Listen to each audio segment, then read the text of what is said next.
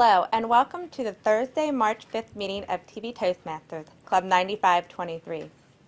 Tonight we have a special meeting in store. This is our International Speech Contest. So the meeting will be a little bit different than our typical meetings, but we welcome you to look in from home and hopefully find out more about our club. You can log on to www.tvtoastmasters.com, and we welcome you to visit us at any time. We meet the first Thursday of the month at 6 p.m. and the third Saturday of the month at 9 a.m. at 7855 Mile Road. I would now like to turn it over to the Toastmaster for this evening, Miss Mei Mei Burr. Thank you, Michelle. I said Mei Mei Burr. It's fine. Welcome, everybody, and thank you for joining us tonight on this cold, snowy evening. We're very excited about our special events tonight. As Michelle mentioned, we are going to host an international speech contest as well as an evaluation contest. So now I'd like to welcome our Chief Judge, Carol Kormelink, Distinguished Toastmaster, who will give us a brief summary of the contest rules. Thank you, Madam Toastmaster. For the International Speech Contest, all contestants must be, to be eligible, they must be a Toastmaster in good standing of a club in good standing and have completed a minimum of 6 speeches before this contest, and they all are eligible. And they can't presently be a district officer, international, or an area director, nor have declared their intent to run for such offices in the coming future. All speeches are to be original and are to be so identified. Speakers may stay in the room, and no one is allowed in or out of the room once the contest has begun until the last speaker has spoken. And the time of the speech will be 5 to 7 minutes. Any speaker speaking less than 4 minutes and 30 seconds or more than 7 minutes and 30 seconds will be disqualified. So it's very critical that they pay attention to the green at 5, the yellow at 6, and the red at 7. And each light will stay on until the speaker has finished. The red light will stay on until the speaker has finished speaking, and no notice will be given should a speaker go over time. Timing starts with the first word uttered or when the speaker uses any form of communication to the audience. There will be 1 minute of silence between speakers for the judges to complete their forms, and judges have been instructed not to pay attention to the timing in their ranking of the speakers. All judges have been briefed and are qualified to judge this contest. There's a protest may be entered only by the contestants or the judges in written form to either the chief judge or the contest chair, which I'm both of them. Once the results have been announced, all decisions are final. Are there any questions? And the people in the audience with the little blue sheets, they have, if they want to try to take their stab at being a judge, they can see if they have judged who the best speaker was tonight in doing this. And I will now turn the contest back to the Toastmaster.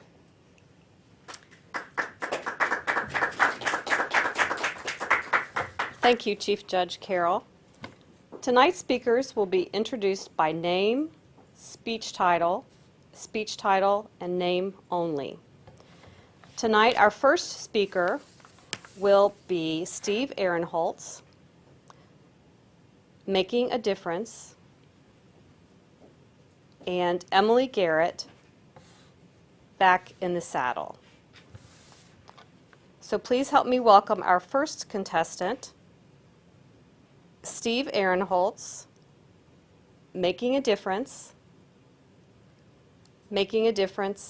Steve Ahrenholz.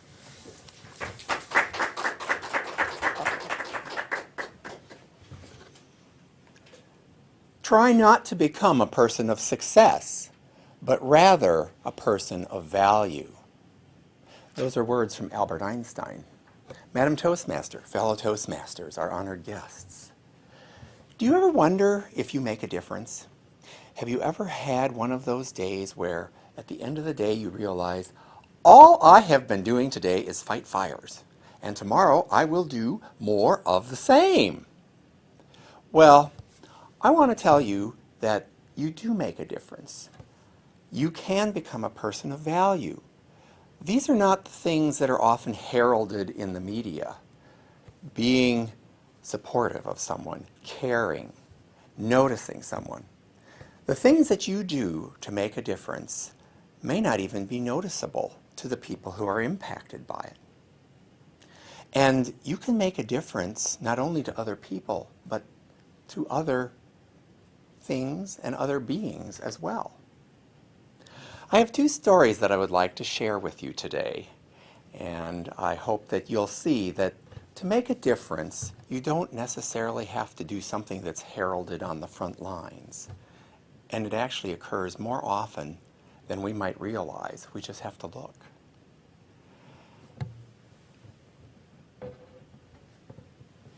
Four years ago, my wife and I decided that we would adopt another dog. We learned about a dog that had been rescued from a friend of ours that's been involved with dog rescue. And that is the beginning of how Sprout came into our lives. Sprout is this dog here. Sprout was a year old when we adopted her. Sprout had been a bait dog, which we had never even really thought about. She was a year old when we adopted her, and there were a lot of things that she really had never experienced before. Tater, our other dog that we already had, made a difference in Sprout's life, in addition to the difference that we made giving her a forever home. I really noticed it during the first 6 to 12 months that we had Sprout. There were probably a lot of things that she had never experienced. I can find scar tissue on the borders of her ears, and I can find scars in the fur of her front paws. I don't think she was a lap dog in that year as a bait dog. But it was interesting to watch how she would look to Tater for cues on what to do when you're taking a walk in the neighborhood. Or playing fetch on a lawn in a yard. Or what happens when you go for a ride in a car, because it usually means you're going to the park or the vet, but usually the park. And baths. Oh, Sprout was not familiar at all with the concept of baths. But she would see Tater get one, and then she was all right. That's another story for another day. Bath time with Sprout has its own adventures, but she also learned some things like what do you do when you have a fire in the fireplace that you can warm yourself. And of course, I think one of the favorites is the best place in the house to lay in winter when the furnace is running is the heat vent in the floor by the back door, because you can get your belly and your paws nice and warm. So if you don't know where to look for Sprout, look there. My wife and I were pleased that we got such a good dog, because our thinking is she probably wouldn't even be alive if she hadn't been rescued and we hadn't adopted her. One of the things that she does that sometimes makes me think that dogs do appreciate things is at night when I'm getting ready for bed and I'm upstairs brushing my teeth, she'll come up and sit on the floor. She'll want me to pick her up, so I will. She has to lick my ear. I'll talk to her a little bit, and then I put her down, and she's content to walk back downstairs and spend some more time with my wife. But I think she has such a different life from what she might have had. And this isn't something that anybody's going to be putting out announcements about, but it made a difference. And not only did my wife and I make a difference in this animal's life, but our other dog makes a difference. Second story I wanted to share with you tonight is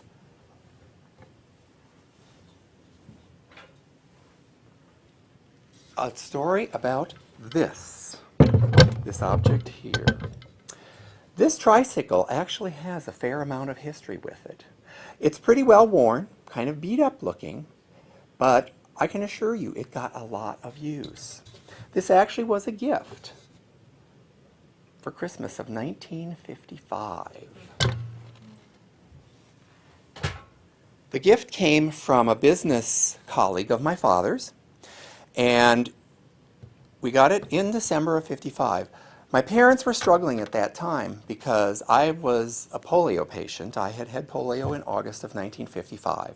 So my parents were trying to keep me active, get me to do things that would use my legs, and keep me motivated. My brother was born in September, so they had a newborn. Well, I won't ever get to thank this businessman for that bicycle, but I used it a lot.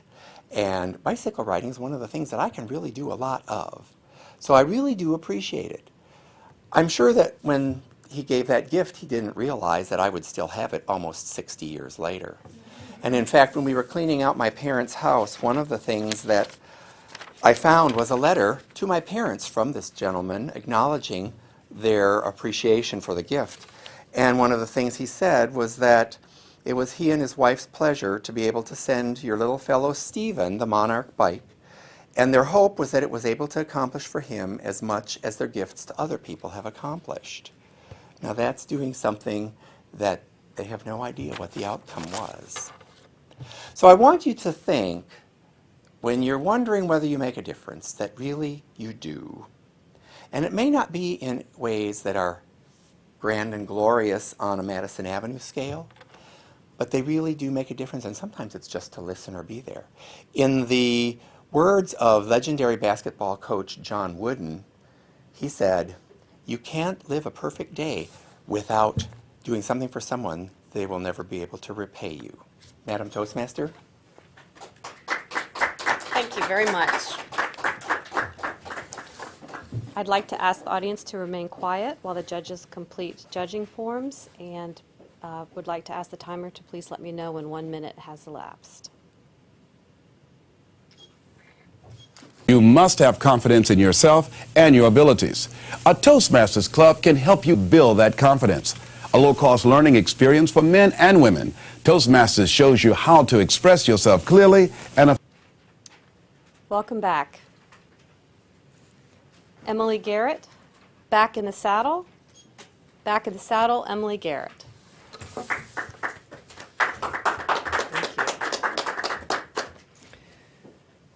I guess I've always been a little bit clumsy. If there was an award for falling up the stairs, I would probably trip over it. When I was a kid, we walked to school every single day, even when I was in kindergarten. And I remember on kindergarten picture day, my mom spent extra time fixing my hair. I went out the front door, crossed the street, tripped over the curb, did a face plant in the grass, and skinned my knee. I had to pull myself up, go back home, and start all over. Once I fell out of a tree. Several times I fell up the back stairs, and I fell off my tricycle and hit my head on the curb. But I never thought of myself as clumsy. I just vowed to be more careful next time, and it never stopped me from doing something new. I really enjoyed riding my bike as I was growing up. It seemed to be something I could do well without getting hurt. Until one day, when I was about 15, I was riding my bike down the hill, and just as I picked up speed, my pedals locked up, and I went over the handlebars head first. Okay, then I didn't want to ride my bike anymore. Almost 20 years went by without me getting on a bike, until my children were little, and I bought a bike so that we could go to the park and ride around on the paved path at the park very slowly. But I still was nervous about it. I had vivid memories of my bike flight. Almost 20 more years went by. My friends were signing up for the Little Miami Triathlon, and it sounded like a blast. I wanted to do it. Canoe 6 miles. I had done that once. Run 6 miles. I had never tried to run. Bike 18 miles. Well, I knew at one time I could ride a bike. So I focused on running because I'd never tried it before. And I taught myself, I trained to run 6 miles. I ran a couple races, and it went okay. So a month before the race, I bought a bike. I took it out in the neighborhood, rode it around a couple miles, and I thought, I guess I'll be okay. About 2 weeks before the race, my friend said, we need to go on a 20-mile bike ride this weekend. And I said, okay. So we did, and I realized how far 20 miles is. And that I'd never ridden 20 miles before. I was really sore. And I don't call that training, I would call it proof of concept. Race day came. The canoeing went fine. The running went fine. I got on the bike and I rode about 9 miles. And I was tired. And I was ready for the race to end. My back was killing me. My foot kept cramping. And I was ready to get off the bike. But I hung in there and I kept going. And I saw a water stand. And there was a cute little girl there. And she said, 7 more miles. And I hung in there. And a guy at the corner said, pointed that way, 5 miles. I thought, oh, when will this race be over? And then there was another water stand, and there was a teenage boy there, and he said, 3 miles to go. And I thought, I don't think I can go 3 more miles. I am done. Where is that finish line? And I hung on, and I kept going. Things started looking familiar, and I thought, it's got to be here any second now. And I kept going, and I kept going, and I kept going. And I thought, where is it? It's got to be more than 3 miles. And finally, I saw a police officer, and I asked him, how many more miles? And he said, oh, about 9. And I said, no way, what? And I thought, what is going on here? And then I saw a sign, and it said, Nubian goats for sale.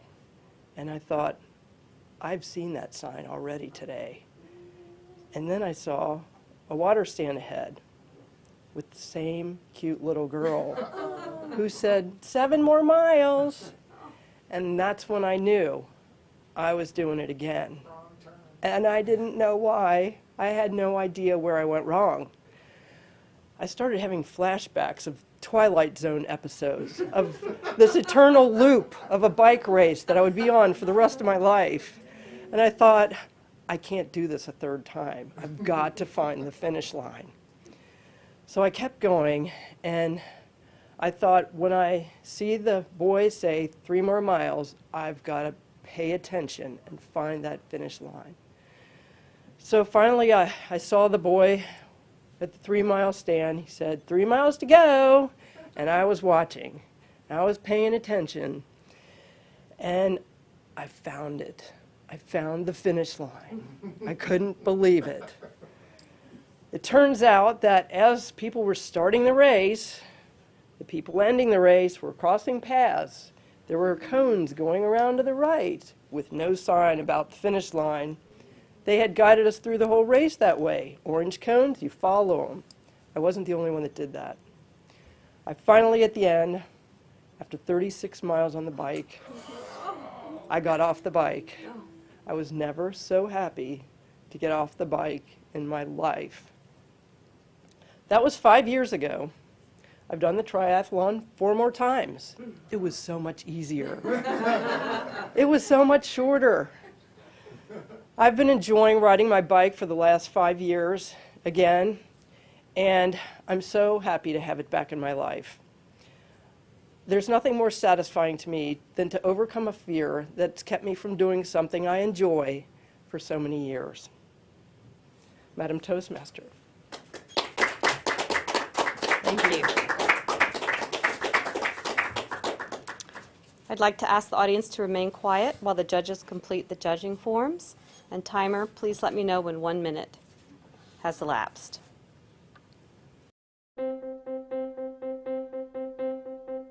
Name an effective political leader in history who couldn't speak well. I would say five in the word There aren't any.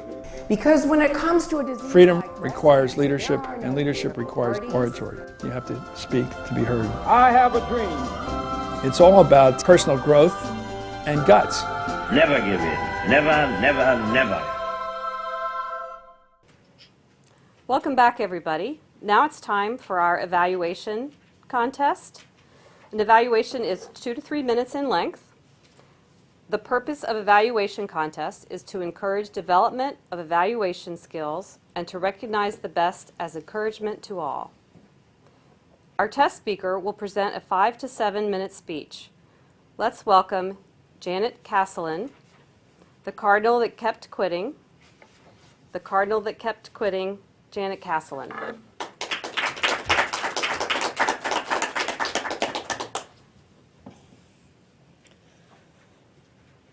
Good evening, fellow Toastmasters and guests at home. One of the most beautiful sounds I've ever heard is when I heard a full forest of birds singing at the crack of dawn. My husband and I were on a camping trip and heard this. Also on this trip, there was a red cardinal that kept attacking my husband's red Explorer truck. He must have thought that the truck was a big cardinal. Anyway, today I'm going to tell you a story about a cardinal that got what he wanted by quitting. He kept quitting. In the forest lived a young red cardinal. We'll call him Jerry. He was like other red cardinals except for he had a wing that was deformed.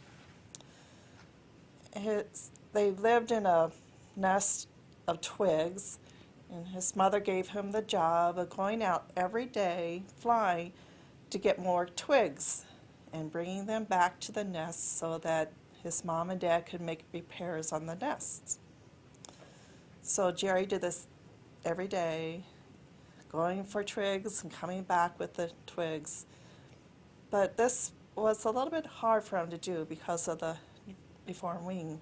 So one day he told his parents, "Mom, Dad, I really don't like doing this job. I think I'm going to leave the nest and find something else to do." And of course his mom was like, "Well, we did so much to raise you.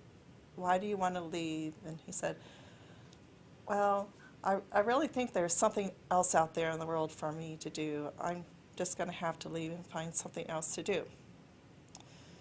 So the cardinal went through the woods, through the forest, and came upon a squirrel called Mr. Gray. And Mr. Gray lived in the hollow of a walnut tree. He gave Jerry the job of going out and finding walnuts for the squirrels to eat. Now, some of the walnuts they kept whole so they could bury them for the winter, but other walnuts, it was Jerry's job to crack open. So Jerry had to use his beak to crack open these walnuts so that the squirrels would have food to eat. And this job became hard for him to do. He felt like he always had a beak ache.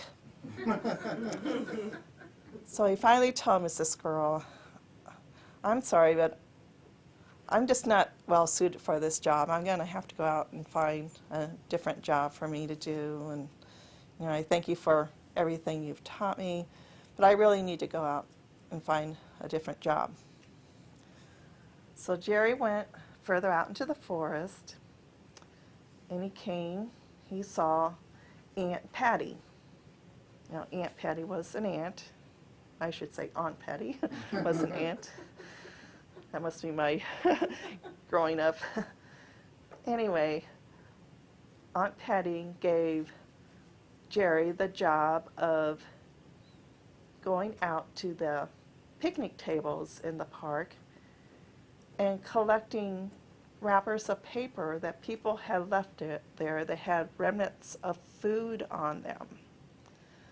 And she told him, this job's a picnic. But he didn't think so after he'd done it for a while, because he didn't like the taste of the leftover food in his beak as he carried the pieces of paper back to the anthill. So he told Aunt Patty, this just isn't the job I want to do. I think there's a dream job out there for me. And Aunt Patty was a little more understanding, so she said, go on, Jerry, and find your dream job. So Jerry flew out, and he came to the edge of the forest, and there was a pond of water. A pond. And at one end of the pond, he saw a child, and he noticed that the child was crying. And Jerry thought to himself, well, why is the child crying? Could it be because he doesn't have any toys to play with or friends to share with? So Jerry thought, well, I'll go out and get things that I've learned from my other jobs. He found a walnut, a twig, and a piece of paper, and made a little toy for the boy. And he put it in the pond.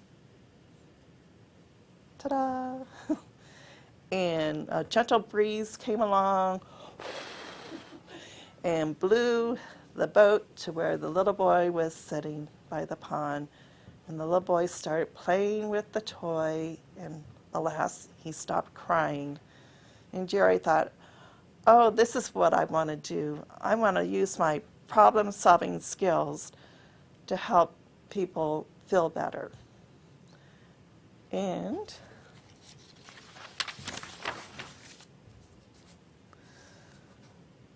this gave him a good feeling, and he decided this was something that he could do forever.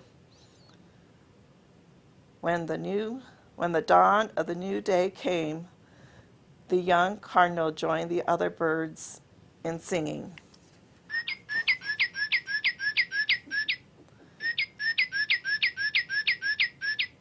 The sound was beautiful.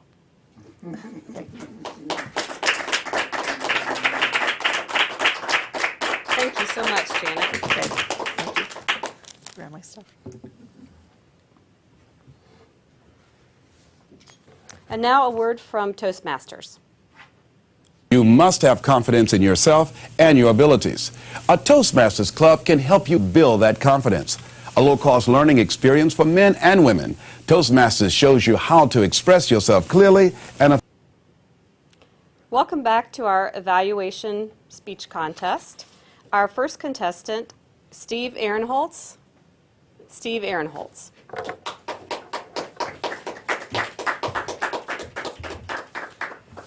Thank you, Madam Toastmaster, fellow Toastmasters, our honored guests, and Janet. Thank you for the story about the cardinal that kept quitting. I wasn't quite sure what he would be quitting from, but I thought it was interesting, the different jobs that he had. And I liked the names of your characters, Mr. Gray for the squirrel, as in gray squirrels, and Aunt Patty for the ant instead of aunt. My wife always gets on me for saying, you say aunt. And I said, yes, because I don't have insects for relatives. But and your theme, I liked your cardinal on your top, and then you had your cardinal up here.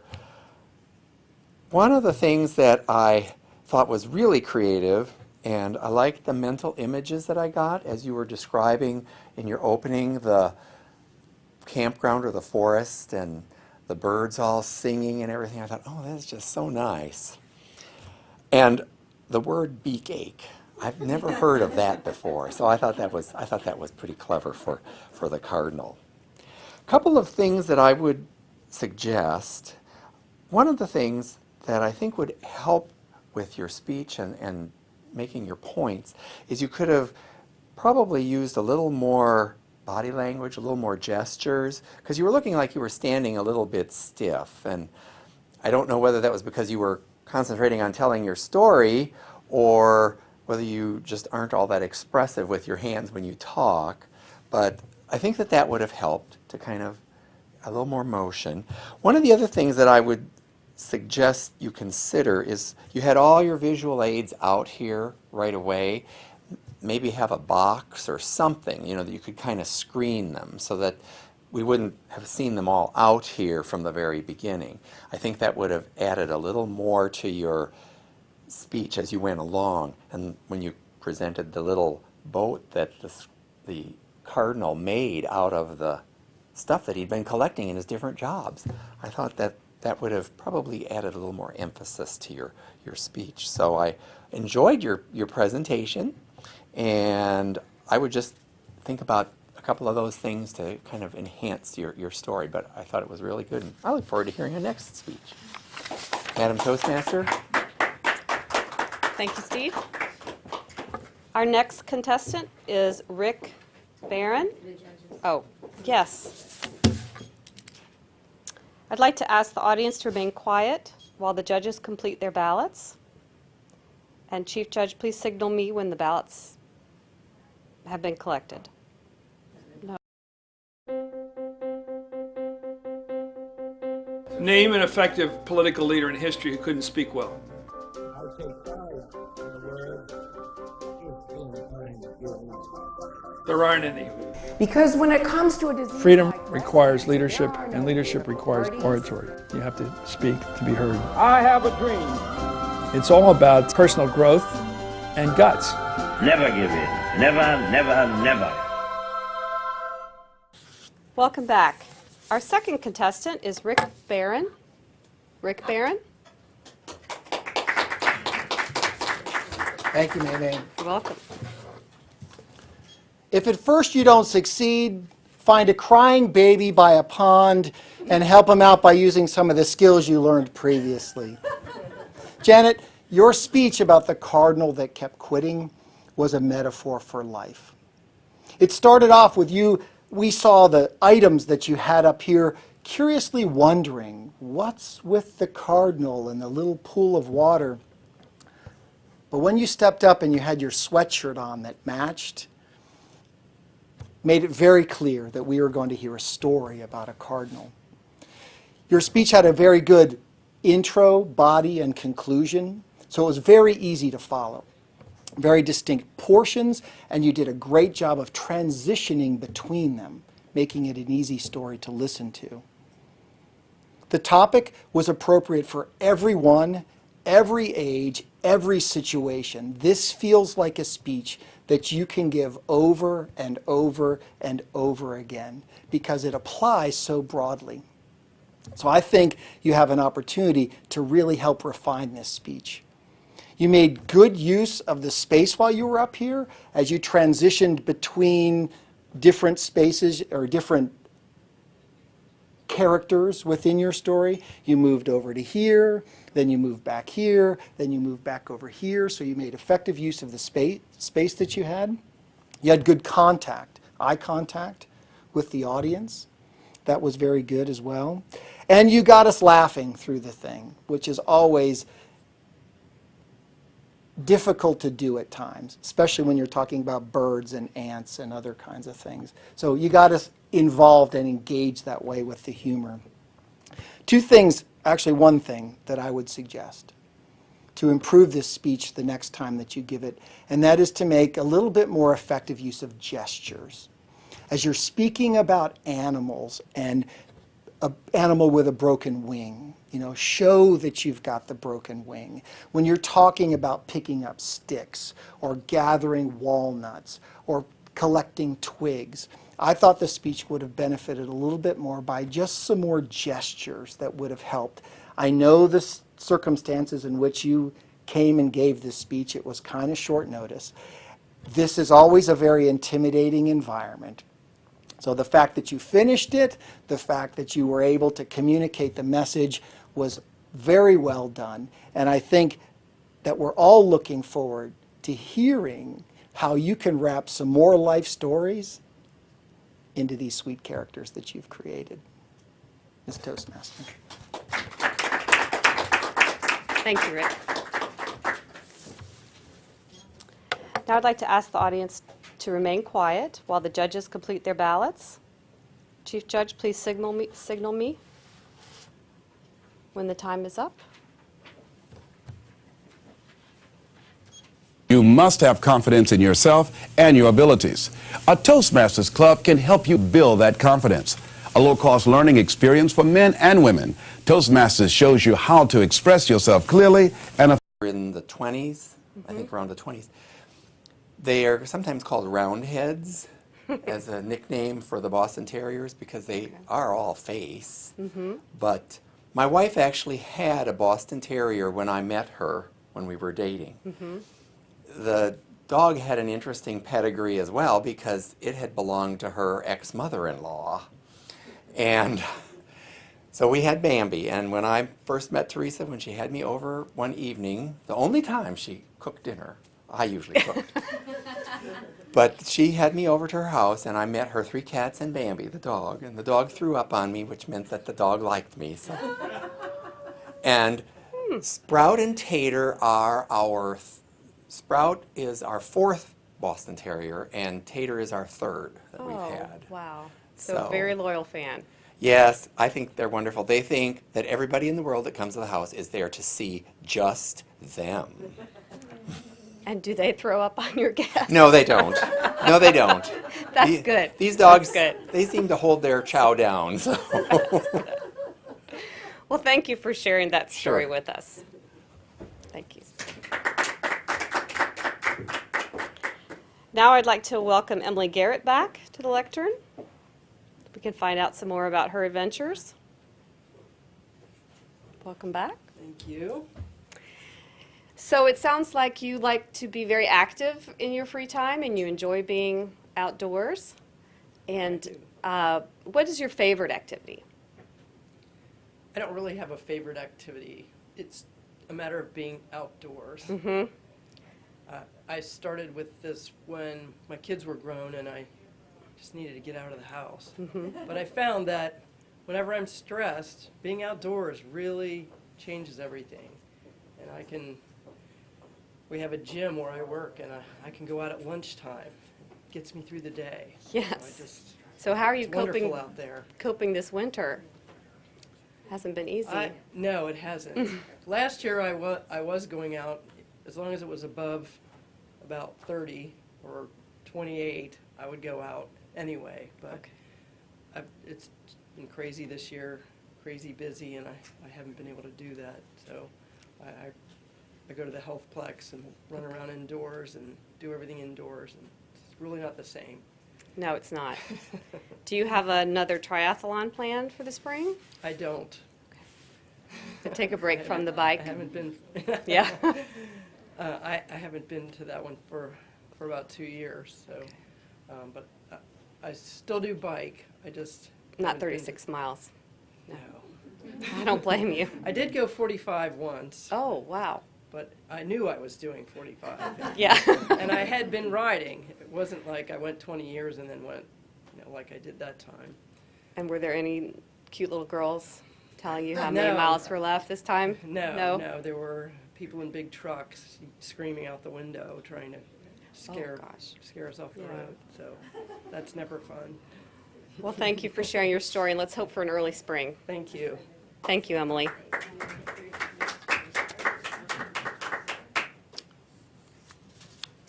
Okay, so I'd like to ask Chief Judge Carroll, Distinguished Toastmaster, back to the front. Thank you. Thank you, Madam Toastmaster. Thank everyone for being here tonight and coming out and helping us. We had a lot of new people here tonight that helped with the contest. Thank you very much. Appreciate that. We will now announce the winners, and we will start with the evaluation contest. And second place is Steve Ahrenholz.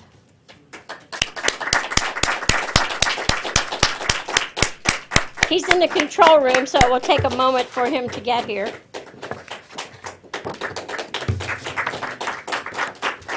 Thank you, Steve, for participating. Thank you. And our winner, drum roll! It's such a mystery. Rick Barron, Evaluation Speech Contest. Thank you, Carol. Thank you. For the International Speech Contest, second place, Steve Ahrenholz.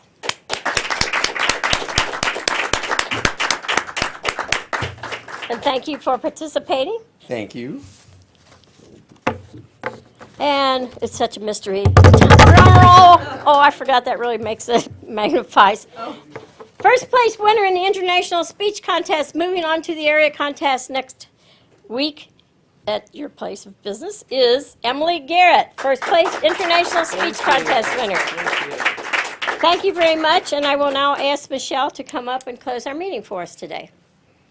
Thank you, Michelle. Thank you, Madam Carol. Thank you all for coming this evening. It was a great night. We appreciate the participation. I know there was snow, crazy weather, but everyone still made it. We had a full house. So if you'd like to find more out about our club, you can log on to www.tvtoastmasters.com. We meet the first Saturday of the month at 9 a.m. Correction, we meet the third Saturday of the month at 9 a.m. and the first Thursday of the month at 6 p.m. So please come check us out. We welcome guests at all times. I'd like to thank everyone for a great evening, and we'll see you next time.